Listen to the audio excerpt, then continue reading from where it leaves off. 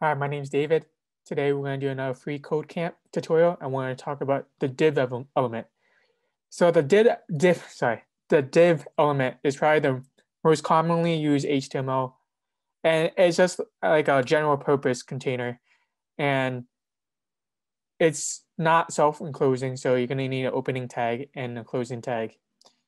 And for this exercise, we want to put a div element, and we want to nest things cats love and top three things cat hate. So we find this and we see it here. So we put the div there. And then also we put it at the end of the top three things cats hate.